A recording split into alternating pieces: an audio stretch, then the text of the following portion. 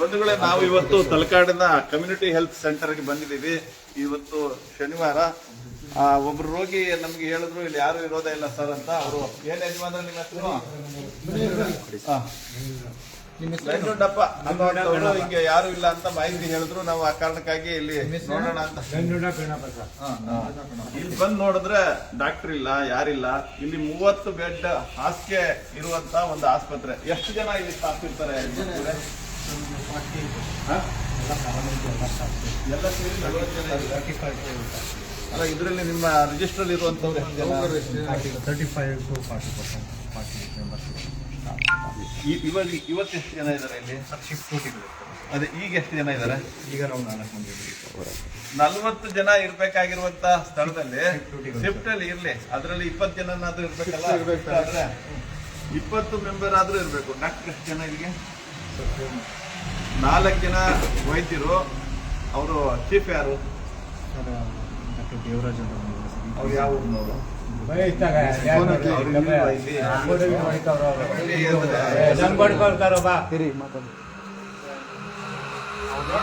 ಯಾವ ತರ ವ್ಯವಸ್ಥೆ ಅಂದ್ರೆ ಏನಾದ್ರೂ ತುರ್ತಾದ್ರೆ ಎಲ್ಲಿಗೆ ಹೋಗ್ಬೇಕು ಇಲ್ಲಿಂದ? ಸರ್ ನಾವು ನೋಡ್ತೀವಿ ಸರ್, ಸ್ಟಾಫ್ ನರ್ಸ್ ನಾವು ನೋಡ್ತೀವಿ ಸರ್. ಬಟ್ ಡಾಕ್ಟರ್ ಯಾಕೆ ಇಲ್ಲ ನಮ್ಗೆ ಗೊತ್ತಿಲ್ಲ ಸರ್. ಈಗ 4 ಜನ ಈಗ ಸಂಬಳ ಬರೀ ಅವ್ರು ಡಾಕ್ಟರ್ ಬರೋ ಸಂಬಳ ನಿಮ್ಗೆ ಕೊಡ್ತಾರ ಅವತ್ತು? ಇಲ್ಲ ಅಲ್ವಾ? ನೀವೇನಾಗಿದ್ದೀರಿ ಇವ್ರ? ನೀವಿಬ್ರೇ ಇರೋದು ಈಗ. ಎಲ್ಲಿದ್ದೀರಿ? ಬನ್ನಿ, ಒಂದ್ ಸ್ವಲ್ಪ ನಿಮ್ಮ ಪರಿಚಯ ಮಾಡ್ಕೊಳ್ಳಿ. ಯಾಕೆಂದ್ರೆ ಇರುವಂತವ್ರಾದ್ರೂ ಕಾಣಿಸ್ಬೇಕಲ್ಲ ಇವ್ರು ಇದ್ರು ಅಂತ. ನೀವು ಇದ್ದೀರಾ ಇಲ್ಲಿ? ಇವರ ನೀವೇನಾಗಿದ್ದೀರಿ? Driver, ambulance driver. ಕೆಲಸ ಮಾಡ್ತೀರಾ? 4 ಜನ 5 ಜನ ಡಾಕ್ಟರ್ಗಳಿದ್ದಾರೆ. ಈಗ 5 ಜನ ಡಾಕ್ಟರ್ಗಳಲ್ಲಿ ಈ ಟೈಮಲ್ಲಿ ಡಾಕ್ಟರ್ ಇಲ್ಲ ಅಂದ್ರೆ ಇವ್ರು ಹೆಚ್ಚು ಕಡಿಮೆ ಆದ್ರೆ ಜವಾಬ್ದಾರಿ ಯಾರಾಗ್ತಾರೆ? ಇಲ್ಲಿ ಈಗ ಯಾರಾದ್ರೂ ಒಬ್ರು ರೆಸಿಡೆನ್ಷಿಯಲ್ ಡಾಕ್ಟರ್ ಇರ್ಲೇಬೇಕಲ್ಲ ಇಲ್ಲಿ. ತಗೊಳ್ಳೇಬೇಕಲ್ವಾ? ಪ್ರೈಮರಿ ಹೆಲ್ತ್ ಸೆಂಟರ್ಗಿಂತ ನೀವು ಏನ್ ಬನ್ನಿಯಪ್ಪ, ನಿಮ್ಮ ಹೆಸರು? ಯಾಕೆ ಆರೋಗ್ಯ ಸರಿ ಇಲ್ವಾ? ಬ್ಯಾಂಡೇಜ್ ಹಾಕಿದ್ದೀರಾ? ಹುಷಾರಿಲ್ವಾ? ನೀವು ಇಲ್ಲೇ ಸ್ಟಾಫ್ ಆಗಿ. ಏನ್ ಹೆಸರು ತಮ್ಮದು? ಪವಿತ್ರ. ಎಷ್ಟು ಜನ ಡಾಕ್ಟರ್ ಇರ್ತಾರಪ್ಪ ಇಲ್ಲಿ? ಹೇಳಿ, ನಾಚ್ಕೋಬೇಡಿ, ಹೇಳ್ಬೇಕು. ಈಗ ನೀವು ಸರ್ಕಾರಿ ನೌಕರಲ್ವಾ? ಸರ್ಕಾರಿ ನೌಕರ ಪ್ರೈವೇಟಾ? ಸರ್ಕಾರಿ ನೌಕರಲ್ವಾ? ಮತ್ತೆ ಇಲ್ಲಿ ನೋಡಿ, ಈಗ ಯಾವುದೇ ಒಂದು ಸಮಸ್ಯೆ ಆದ್ರೆ ಸಂಬಳ ತಗೊಳ್ಳುವಂತವ್ರು 40 ಜನ, ಕೆಲಸ ಮಾಡುವಂತವ್ರು 4 ಜನ. ಇದು ಯಾವ ರೀತಿ? ಇದನ್ನೇ ನಾವು ಕೇಳ್ತಾ ಇರುವಂತದ್ದು. ಬನ್ನಿ, ನಾವು ಹೊರಗಡೆ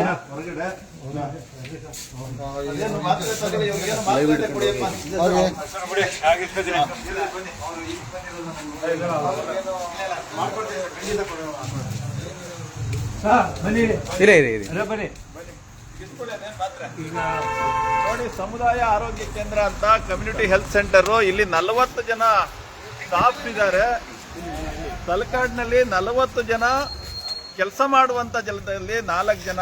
ಒಬ್ರು ಡ್ರೈವರ್ ಇದ್ದಾರೆ, ಒಬ್ರು ಸ್ಟಾಫ್ ನರ್ಸ್ ಇದ್ದಾರೆ, ಒಬ್ರು ಲೇಡಿ, ಒಬ್ರು ಜೆಂಟ್ಸು, ಇನ್ನೊಬ್ರು ಡಿ ಗ್ರೂಪ್ ನೌಕರರು. ಅಂದ್ರೆ ಈ ವ್ಯವಸ್ಥೆ ಯಾವ ತರ? 40 ಜನ ಸಂಬಳ ತಗೊಳ್ಳೋದು ಈ ಆಸ್ಪತ್ರೆಯಿಂದ. ಜನಗಳ ರಕ್ಷಣೆ, ಜನಗಳಿಗೆ ಹೆಲ್ತ್ ಸರ್ವಿಸ್ ಕೊಡ್ತೀವಿ ಅಂತ. ಆದ್ರೆ 4 ಜನ ಕೆಲಸ ಮಾಡ್ತಾರೆ. ಅಂದ್ರೆ ತುರ್ತು ಸಂದರ್ಭ ಬಂದ್ರೆ ಇವ್ರು ಎಲ್ಲಿಗೆ ಹೋಗ್ತಾರೆ? ಇದು ಪ್ರಶ್ನೆ. ಇಲ್ಲಿ ಯಾರು ಕೇಳೋರಿಲ್ಲ.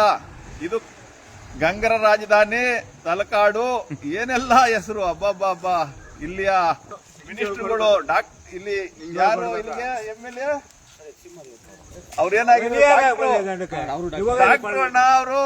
ಅದನ್ನ ನಾನು ಹೇಳ್ತಾ ಇರೋದು. ಡಾಕ್ಟರ್ ಕ್ಷೇತ್ರದಲ್ಲಿ ಡಾಕ್ಟರ್ಗಳು ಕೆಲಸ ಮಾಡೋದಿಲ್ಲ. ವೈದ್ಯರು ಅವರು ಡಾಕ್ಟರ್ ಹೆಸರಿಗೆ ಮಾತ್ರ ಡಾಕ್ಟ್ರಾ, ಇಲ್ಲ ನಿಜವಾಗ್ಲೂ ಡಾಕ್ಟರ್ ಅಂತ ಗೊತ್ತಿಲ್ಲ. ಅವರು ಏನಾದ್ರೂ ಫೇಕ್ ಸರ್ಟಿಫಿಕೇಟ್ ತಗೋಬಿಟ್ರ ಏನು ಅಂತಾನು ಗೊತ್ತಿಲ್ಲ. ಡಾಕ್ಟ್ರು ತನ್ನ ಕ್ಷೇತ್ರದಲ್ಲೇ ವೈದ್ಯರನ್ನ ಬಿಡ್ತಾ ಇಲ್ಲ ಕೆಲಸ ಮಾಡೋದಕ್ಕೆ. ಅಂದ್ರೆ ಏನ್ ವಿಚಾರ? ನಾವು ಕೇಳುವಂತದ್ದು ಇಷ್ಟೇ, ಪ್ರಾಮಾಣಿಕವಾಗಿ. ನನಗೋಸ್ಕರ ಅಲ್ಲ, ತನ್ನ ಕ್ಷೇತ್ರದ ಜನರ ರಕ್ಷಣೆಗಾಗಿ, ತನ್ನ ಕ್ಷೇತ್ರದ ಜನಗಳು ಅನುಕೂಲಕ್ಕಾಗಿ ನಾವು ಕೇಳ್ತಾ ಇದೀವಿ. ನಿಮಗೆ ಮತ ಕೊಟ್ಟವರ ಅನುಕೂಲಕ್ಕಾಗಿ ಕೇಳ್ತಾ ಇದೀವಿ. ಮಹಾದೇವಪ್ಪ ಅವರೇ, ನಮಗೂ ನಿಮ್ಗೂ ಯಾವುದೇ ರೀತಿಯ ಭಿನ್ನಾಭಿಪ್ರಾಯ, ದ್ವೇಷ ಯಾವುದೂ ಇಲ್ಲ. ನಾವು ಹೇಳ್ತಾ ಇರುವಂತದ್ದು, ನೀವು ನಿಮ್ಮದೇ ಕ್ಷೇತ್ರದಲ್ಲಿ ಈ ರೀತಿ ಪರಿಸ್ಥಿತಿ ಆದ್ರೆ ಇರ್ಲಿ, ನೀವು ಕೆಲಸ ಮಾಡಿ. ಇರಿ, ಅವರು ನಿಮ್ ಡಾಕ್ಟರ್ ನಂಬರ್ ಇದೆಯಾ ಡಾಕ್ಟರ್ದು? ಯಾರ್ದು ಕೊಡಿ ದಯವಿಟ್ಟು ನಂಬರ್ ಕೊಡಿ. ಯಾರು ಇದಾರೆ ಕೊಡಿ. ಇವತ್ತು ಡ್ಯೂಟಿ ಡಾಕ್ಟರ್ ಯಾರು ಇರ್ಬೇಕಾಯ್ತು, ಅವ್ರು ಯಾರು ಇಲ್ಲ ಅನ್ನೋದನ್ನ ಕೊಡಿ. ಯಾರು ಬಂದಿದ್ರು ನೋಡಿ ಬಂಧುಗಳೇ, ಈ ರೀತಿಯ ವ್ಯವಸ್ಥೆ ಇವತ್ತು ರಾಜ್ಯದಲ್ಲಿ ನಡೀತಾ ಇರುವಂತದ್ದು. ಯಾರು ಹೇಳೋರಿಲ್ಲ ಕೇಳೋರಿಲ್ಲ. ಗ್ರಾಮಗಳು ಲೆಕ್ಕಕ್ಕಿಲ್ಲ. ಯಾವುದು ನಗರಗಳನ್ನ ಅಭಿವೃದ್ಧಿ ಮಾಡ್ತಾವ್ರೆ.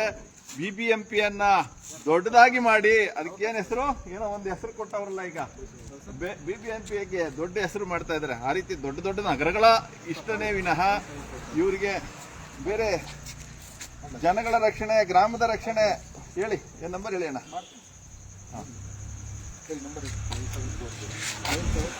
ರಕ್ಷಣೆಗಳನ್ನ ಕೊಡುವಂತ ಯಾಕೆಂದ್ರೆ ಎಲ್ಲ ನಗರಗಳಿಗೆ ಯಾಕೆ ಹೋಗ್ತಾ ಇದಾರೆ ಓಡಿ ವಲಸೆ ಅಂದ್ರೆ, ಇಲ್ಲಿ ಗ್ರಾಮಗಳಲ್ಲಿ ನಾವು ಬದುಕಟ್ಕೊಳಕ್ ಆಗಲ್ಲ.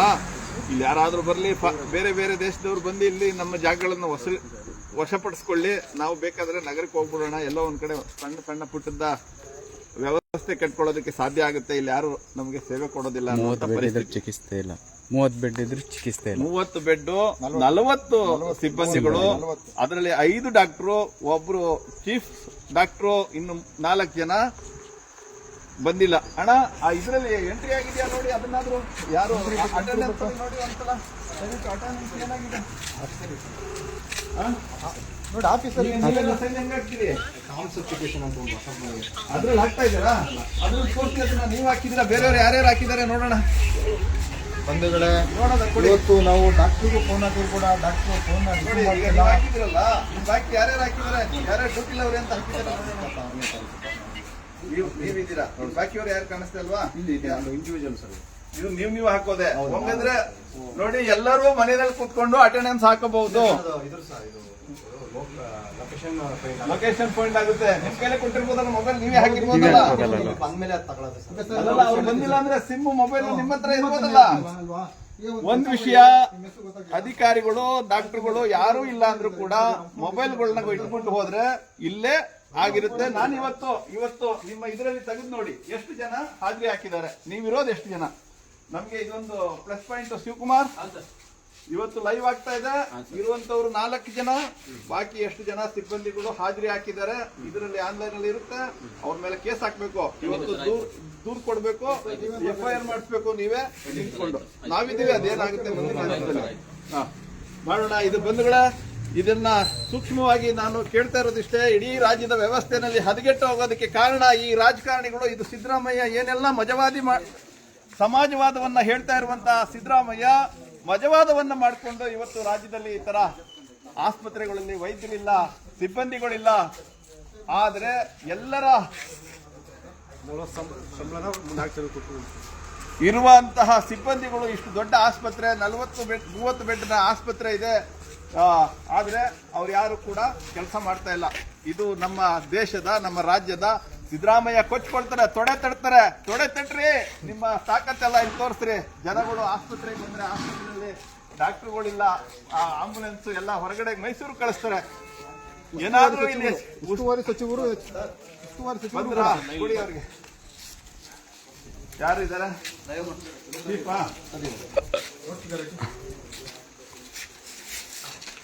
ಸರ್ ನಮಸ್ಕಾರ. ಸರ್ ನಾನು ರವೀಂದ್ರ ಅಂತ, ಗ್ರಾಮಾಂತರ ಜಿಲ್ಲಾಧ್ಯಕ್ಷ, KRS ಪಕ್ಷ.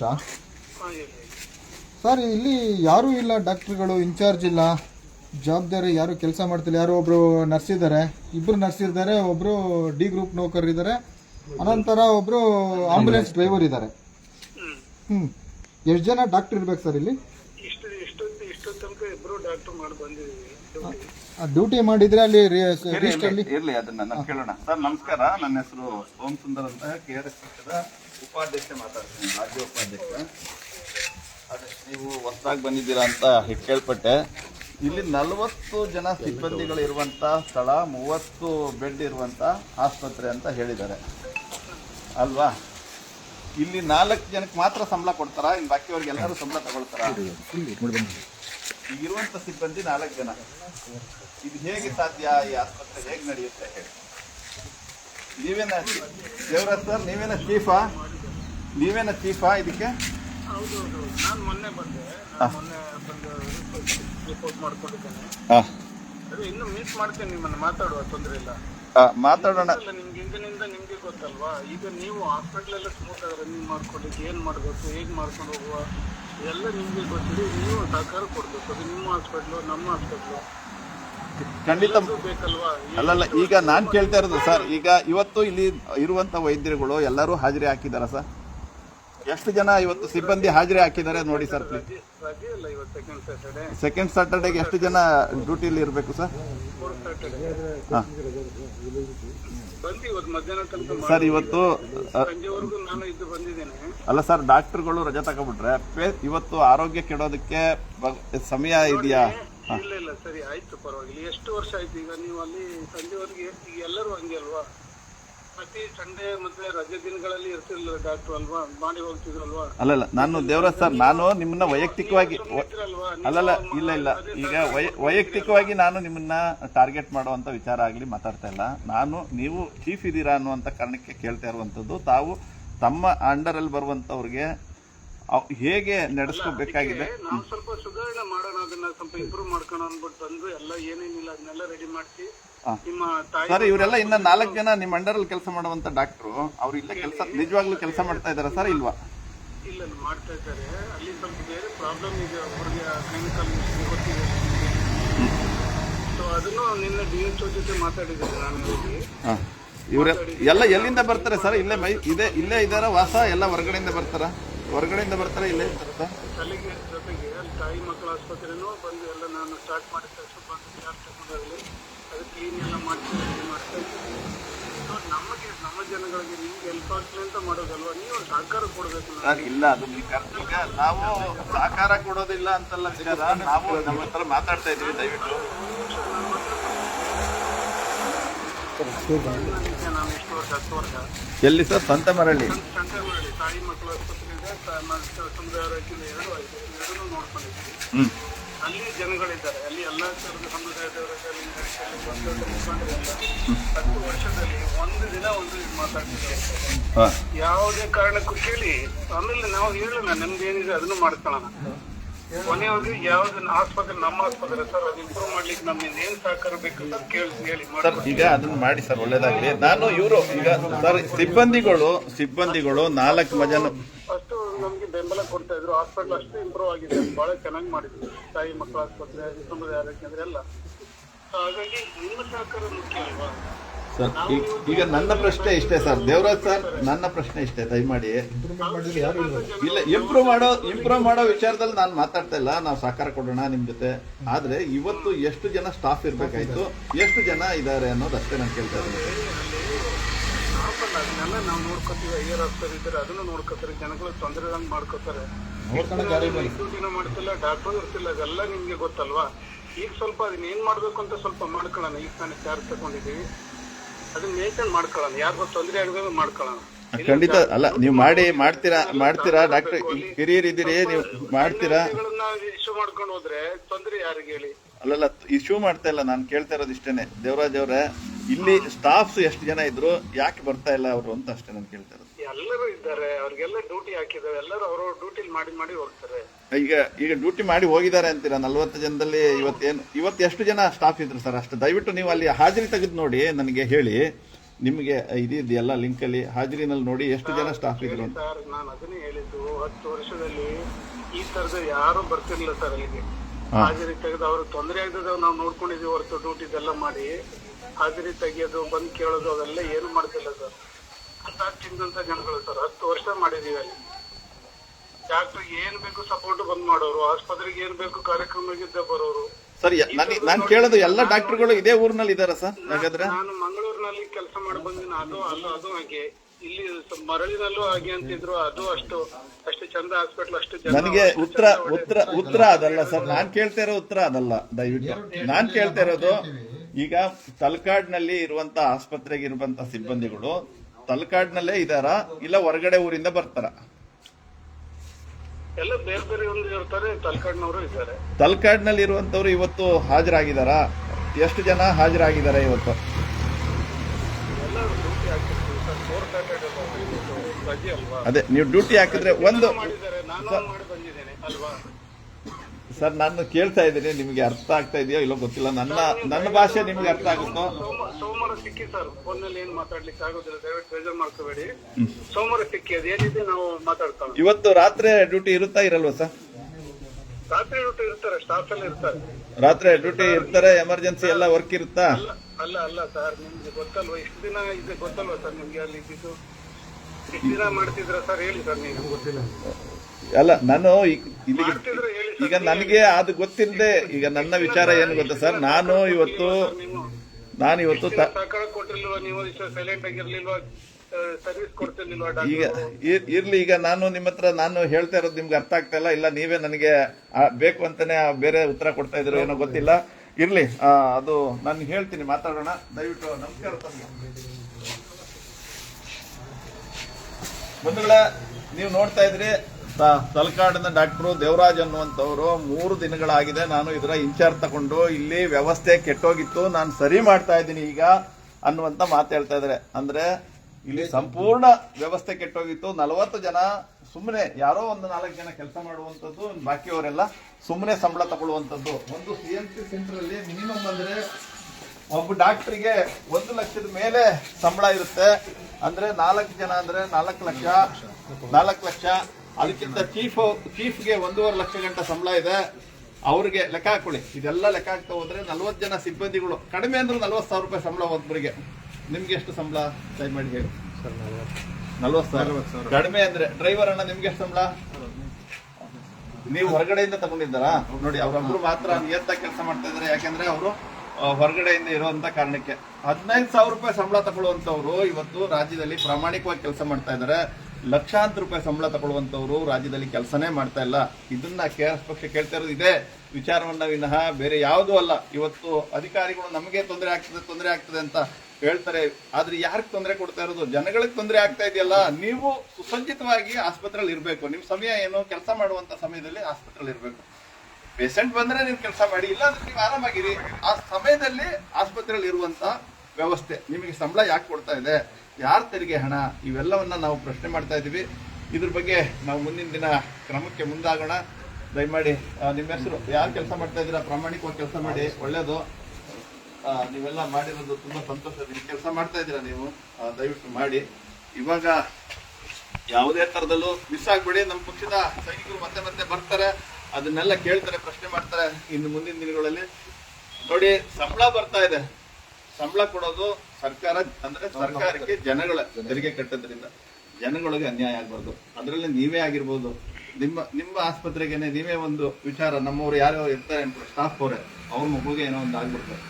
ತುರ್ತಾಗಿ ನೀವೊಬ್ರು ನೋಡ್ತಾ ಇದ್ರೆ ಇನ್ನೊಬ್ರು ನೋಡೋರು ಯಾರು? ತುರ್ತು 2-3 ಜನ ಬಂದ್ಬಿಟ್ರು ಸಡನ್ ಆಗಿ, ನೀವೊಬ್ರು ನೋಡ್ತಾ ಇದ್ದೀರಾ, ಇನ್ನೊಬ್ರು ನೋಡೋರು ಯಾರು? ಪ್ರೈವೇಟ್ ಹಾಸ್ಪಿಟ್ಲ್ಗಳಿಗೆ ಸಮಯ ಇಲ್ಲ, ಉಸಿರಾಡೋ ಸಮಯ ಆಗಲ್ಲ. ಏನೋ ಒಂದು ಸಮಸ್ಯೆ ಇರ್ತದಲ್ಲ ಹೆಲ್ತ್ ಅಲ್ಲಿ, ಏನೋ ಒಂದು ಪೈಪ್ ಹಾಕ್ಬೇಕಾಗಿರುತ್ತೆ, ಆಕ್ಸಿಜನ್ ಪೈಪ್ ಹಾಕಬೇಕಾಗಿರುತ್ತೆ. 2 ನಿಮಿಷ ಇದರಲ್ಲಿ ಮನಸ್ಸು ಮುಗಿದ್ರೆ ಹೊಂಟೆ ಹೋಗ್ಬಿಡುತ್ತೆ ಜೀವ. ಪ್ರೈವೇಟ್ ಹಾಸ್ಪಿಟ್ಲ್ಗಳಿಗೆ ಇವರೇ ಸಪೋರ್ಟ್ ಮಾಡೋದಂಗಾಗುತ್ತೆ. ಈಗ ನೋಡಿ, ಇವತ್ತು ಖಾಸಗಿ ಕ್ಷೇತ್ರದಲ್ಲಿ ಆಸ್ಪತ್ರೆಗಳು ಯಾಕೆ ಇಷ್ಟೊಂದೆಲ್ಲ ಆಗ್ತಾ ಇದಾವೆ ಅಂದ್ರೆ, ಇಲ್ಲಿ ಆಸ್ಪತ್ರೆಗಳು ಇಲ್ಲದೆ ಇರುವಂತ ಕಾರಣಕ್ಕೆ ಜನ ಯಾಕೆ ಮೈಸೂರಿಗೆ ನುಗ್ತಾರೆ, ಆ ಕಡೆ ಬೆಂಗಳೂರಿಗೆ ನುಗ್ತಾರೆ ಅಂದ್ರೆ, ಅದರಿಂದ ಏನು ವ್ಯಾಪಾರೀಕರಣ ಜಾಸ್ತಿ ಆಗ್ಲಿ, ಜನಗಳು ಹಾಳಾಗ್ಲಿ ಅಂತನಾ? ಏನಿಲ್ಲ, ಅಲ್ಲಿ ಆಗ್ತಾ ಇರೋದು ಅವ್ರು ಏನು ಸೋಕೆ ಮಾಡಕ್ ಹೋಗ್ತಾ ಇಲ್ಲ. ಇಲ್ಲಿ ಚೀಟಿ ಬರ್ಕೊಟ್ಬಿಡ್ತಾರೆ, ತಮ್ಮನ ಓಡಿಸ್ತಂಗ್ ಹೋಗಂತಾರೆ, ಅಲ್ಲಿಗೆ ಹೋಗಂತಾರೆ, ಗುಳ್ಗ ತಗೋವು ನೋಡಲ್ಲಿ ಮೆಡಿಕಲ್ ಅಲ್ಲಿಗೆ ಹೋಗಂತಾರೆ, ಸರ್ಕಾರ ಅಲ್ಲಿಗೆ ಹೋಗಂತಾರೆ ಸರ್. ಅಲ್ಲಿನ ಡಾಕ್ಟರ್ಗಳು ಇಲ್ಲಿ ಟ್ಯಾಬ್ಲೆಟ್ ಕೊಡದೆ ಪ್ರೈವೇಟ್ ಅಂತ ಹೇಳ್ತಾರೆ. ನೋಡಿ ಬಂಧುಗಳೇ, ಇಲ್ಲಿನ ಸಾರ್ವಜನಿಕ ಒಬ್ಬ ವ್ಯಕ್ತಿ ಹೇಳ್ತಾ ಇದ್ದಾರೆ, ಇಲ್ಲ ಹೇಳ್ತಾ ಇದಾರೆ, ಏನಂತ ಹೇಳ್ತಾ ಇದಾರೆ ಅಂದ್ರೆ, ಡಾಕ್ಟ್ರು ಇಲ್ಲಿ ನೋಡ್ತಾರೆ, ನೋಡಿದ ತಕ್ಷಣ ಸರ್ಕಾರ ಕೊಟ್ಟಿರುವಂತಹ ಟ್ಯಾಬ್ಲೆಟ್ಗಳನ್ನಾಗ್ಲಿ ಔಷಧಿಗಳನ್ನಾಗ್ಲಿ ಕೊಡ್ತಾ ಇಲ್ಲ. ಇವರು ಎದುರುಗಡೆ ಇರುವಂತಹ ಮೆಡಿಕಲ್ಗೆ ಚೀಟಿ ಬರ್ದು ಕಳಿಸ್ತಾರೆ, ಅಲ್ಲೇ ಹೋಗಿ ತಗೊಳ್ಳಿ ಅಂತ ಹೇಳ್ತಾರೆ. ನೋಡಿ, ಸರ್ಕಾರ ಕೊಟ್ಟಿರುವಂತಹ ಔಷಧಿಗಳನ್ನ ಯಾವ ರೀತಿ ದುರುಪಯೋಗ ಪಡಿಸ್ಕೊತಾ ಇದಾರೆ ಅಂದ್ರೆ, ಇವರು ಕಮಿಷನ್ ಆಸೆಗೆ ಇವರೆಲ್ಲ ಮಾಡ್ತಾ ಇದಾರೆ ಅನ್ಸುತ್ತೆ. ದಯಮಾಡಿ ಇದ್ರ ಬಗ್ಗೆ ಎಲ್ಲ ಮೇಲಧಿಕಾರಿಗೆ, ಸಂಬಂಧಪಟ್ಟ DHOಗೆ ಶಿವಕುಮಾರ್ ಅವರೇ ಕಂಪ್ಲೇಂಟ್ ಮಾಡಿ ಒಂದು ವ್ಯವಸ್ಥೆ ಮಾಡಿ ಮಾಡೋಣ ಮುಂದೆ ಮಾತಾಡೋಣ. ಕೊರತೆ ಇದೆ ಅಂತ ಗ್ರಾಮದಲ್ಲಿ ಹೇಗೆಲ್ಲ ನಡೀತಾ ಇದೆ ಅಂತ ಗೊತ್ತಾಗ್ತಾ ಇದೆ. ಲೈವ್ ಅಲ್ಲಿ ನಿಕಲ್ ಬೋರ್ಡ್ ಹಾಕಿದ್ದಾರೆ ವೈದ್ಯರ ಕೊರತೆ ಇದೆ ಅಂತ. ಇರ್ಲಿ ಅದನ್ನು ತೋರಿಸ್ಬಿಡಿ. ಯಾಕೆ ವೈದ್ಯರ 45 ಜನ ವೈದ್ಯರ ಕೊರತೆ ಇರುವುದರಿಂದ ಸಾರ್ವಜನಿಕರು ಸಹಕರಿಸಬೇಕಾಗಿ ವಿನಂತಿ. 5 ಜನ ಇದ್ದಾರೆ ಡಾಕ್ಟರ್ ಅಂತ ಹೇಳ್ಬಿಟ್ಟು ಈಗ ವೈದ್ಯರ ಕೊರತೆ ಇದೆ ಅಂತ ಇರ್ಲಿ ಅದನ್ನು ಒಂದು ಪಾಯಿಂಟ್ ಬರ್ಕೊಳ್ಳಿ. ಅಲ್ಲ ನೀವು ನಾಳೆ ಬರಿಬೇಕಾದ್ರೆ ಹಾಂ ಸರ್ ಅದನ್ನು ಒಂದು ಸ್ಕ್ರೀನ್ ಶಾಟ್ ತಗೊಳ್ಳಿ. ಆಯ್ತು ಬಿಡಿ. ಅದು ಎಲ್ಲ ಕೂಡ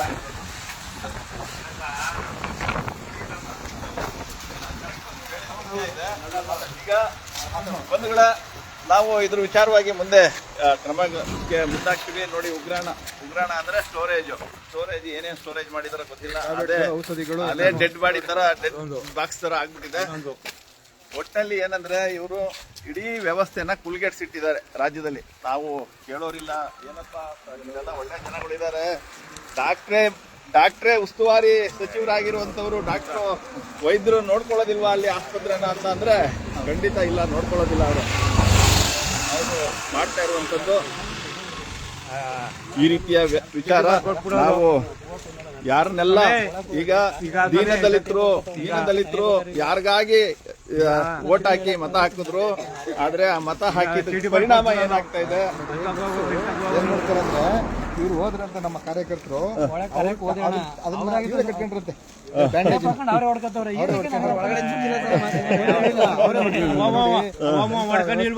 ನೋಡಿ ಯಾವ ರೀತಿ ಹೇಳಿ ಡಾಕ್ಟರ್ ಸಿಬ್ಬಂದಿಗಳು ಒಳಗಡೆ ಹೋದಕ್ಕೆ ಕಾರ್ಯಕರ್ತರು ಒಳಗಡೆ ಹೋಗಿ ತಾವೇ ಟೇಪ್ ಹಾಕೊಂಡು ಪೂಜೆ ಹಾಕತ್ತಾ ಇದ್ದಾರೆ.